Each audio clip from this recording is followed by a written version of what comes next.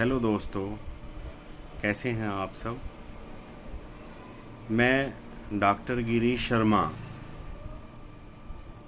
आज नवरात्र के संबंध में अपने विचार, शास्त्रोक्त विचार साझा करने के लिए प्रस्तुत हुआ हूँ। नवरात्र रखने के क्या क्या फ़ायदे होते हैं जो कि शास्त्रों में लिखा है। नवरात्र में व्रत, उपवास, नियम, पूजा पाठ, माँ दुर्गा की स्तुति, सप्तशती का पढ़ना इत्यादि से हमें क्या क्या लाभ मिलता है, इस विषय के लिए मैंने ये वीडियो बनाई है। तो सबसे पहले बात करते हैं, शारीरिक शक्ति बढ़ती है। नवरात्र रखने से शारीरिक शक्ति का विकास होता है। नंबर 2, मानसिक शक्ति का विकास होता है। नवरात्रों को, नियम को पालन करने से मानसिक शक्ति बढ़ती है। और तीसरी शक्ति है आध्यात्मिक। इससे हमारी आध्यात्मिक शक्ति भी बढ़ती है। अब इसको एक्सप्लेन करते हैं कि मानसिक शक्ति कैसे बढ़ती है। देखिए, माँ की आराधना के लिए सभी लोग जानते हैं कि जौ बोने पड़ते हैं। उसका जौ बोने का विधान है। इन जौ पर जौ बो दिए तो इन्हें गर्मी पहुंचाने के लिए आक, धतूरा इत्यादि के पत्ते भी चाहिए, ऐसा भी लेख है। पत्ते लेने के लिए अब घर में तो पत्ते मिलेंगे नहीं। पत्ते लेने के लिए दूर बाग बगीचे में, जंगल में जाना पड़ेगा।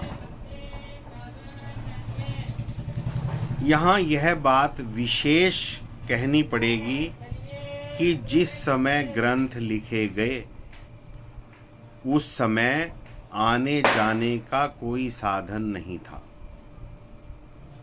जिन्होंने जो आज साधन अपना लिए उसी का परिणाम है कि आज शरीर खोखले हो गए हैं। साइकिल पर भी जाएं तो कुछ व्यायाम हो जाता है, मगर स्कूटर, कार, बाइक उठा करके इंसान ने अपने आप को जाम कर लिया है। ये सब आप प्रत्यक्ष देख ही रहे हैं। चलो, मैं विषय पर आता हूँ, विषय से भटकता नहीं।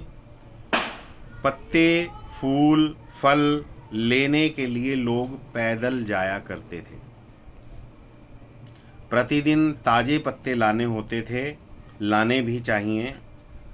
आप चाहे घूमने नहीं भी जाते थे, मगर माँ की पूजा के लिए आपको 9 दिन प्रातः काल की सैर करने का अवसर प्राप्त होता था। अर्थात आप प्रातः की सैर करने लग जाते थे।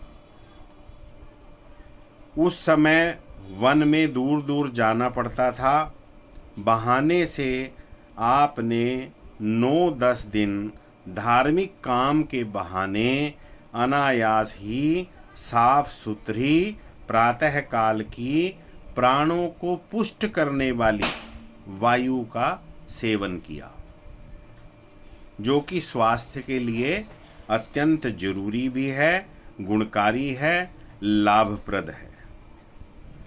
10 दिन तक निरंतर जाने से आपको ताज़ा वायु के अपने शरीर पर पड़े हुए लाभ आपको प्रतिदिन जाने के लिए मजबूर कर देते हैं।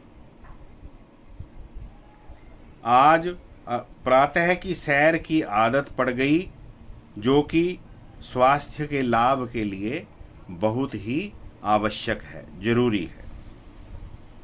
नंबर 2, गाय का शुद्ध देसी घी तथा प्राकृतिक औषधियों से बनी धूप की सुगंध, अगर तगर कपूर आदि से निर्मित जो धूप होती थी, उनकी सुगंध, उनका धुआं इस ऋतुओं के संधि काल में उत्पन्न हुए कीटाणुओं का विनाश करके आपको तथा आपके परिवार को शारीरिक शक्ति को भी बढ़ाने वाला होता है। इस प्रकार नवरात्र शारीरिक शक्ति बढ़ाने में आपकी मदद करते हैं।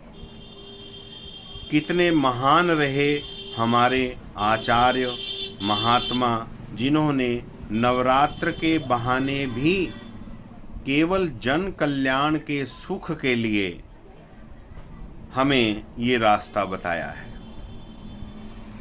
अब आते हैं मानसिक शक्ति नवरात्र से किस प्रकार बढ़ती है।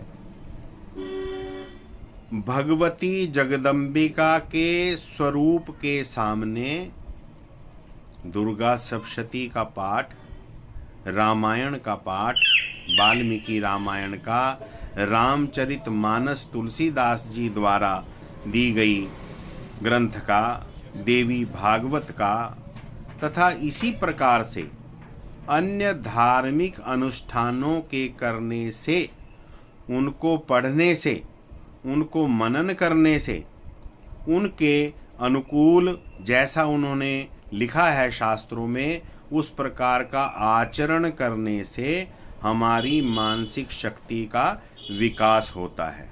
इसमें कोई भी संदेह नहीं। इस नए खून के संचार करने वाले दिनों में ही, क्योंकि ये दिन जो ऐसे हैं कि इसमें नया खून बनता है, और ऐसे समय में विषय वासना से इंसान ओत प्रोत भी रहता है, उसकी वृद्धि होती है। विषयों की वृद्धि, लालच की वृद्धि, वासना की वृद्धि, ये सब ऐसे समय में ज़्यादा होती है। तो इसके बारे में लिखते हैं कि ते हविष्यान्नमशनन्तो मंत्रार्थ गतमानसाः भूमौ शयानः प्रत्येकं जपेयुश्चंडिकास्तवम्। अर्थात 10 दिन तक एक समय फलाहार करना, भूमि पर सोना, ब्रह्मचर्य का पालन करना, स्त्रियः समस्ताः सकला जगत्सु के अनुसार संसार की सभी स्त्रियों को जगदम्बा का ही रूप समझना चाहिए। ऐसा करने से आपका मानसिक शक्ति का विकास होता है। कितना पावरफुल मन आपका इसके अनुसार आचरण करने से हो जाएगा। काम, क्रोध आदि शत्रु आपके मन पर विजय नहीं पा सकेंगे। तो इस प्रकार नवरात्र रखने से आपकी मानसिक शक्ति का विकास हुआ। इससे पहले मैंने आपको बताया कि आपकी शारीरिक शक्ति का विकास हुआ। अब तीसरा विकास जो है आध्यात्मिक शक्ति का है। शास्त्र विहित नियमों का पालन करते हुए, मंत्रों के जाप से, मंत्रों के अर्थों को समझकर उन्हें मनन करने से, जब हम जाप पाठ करते हैं तब आपको अपने आप ही दिव्य शक्ति की अनुभूति होती है, और ये अनुभूति आपको स्वयं होगी। जो भी माँ दुर्गा के नवरात्रों में नियम के अनुसार, विधि विधान के अनुसार माँ के स्वरूप का चिंतन करता हुआ पूजा पाठ, मंत्र जाप इत्यादि करता है, उसको यह अनुभूति अवश्य होती है। थोड़ी हो या बहुत हो, यह उसके अपने कर्म के ऊपर आधारित है। महर्षियों ने आध्यात्मिक शक्ति के द्वार खुलने का रास्ता भी हमें बताया है। धन्य है हमारे ऋषि मुनि, उन्हें शत शत कोटि कोटि हर पल नमन है। कितना विलक्षण हमारे लिए लाभ है नवरात्रों को रखने का। ये शास्त्र विदित बात है। शास्त्र में इसके बहुत से उदाहरण हैं, जिनमें से कुछ उदाहरण मैंने आपको दिए। इस प्रकार नवरात्र रखना अपने लाभ के लिए ही है, किसी दूसरे के लिए नहीं। माँ की प्रसन्नता भी मिलेगी, आपको स्वास्थ्य का, मानसिक का और आध्यात्मिक शक्ति का विकास भी मिलेगा। कितना लाभ नवरात्रों में आपको प्राप्त होगा। धन्यवाद।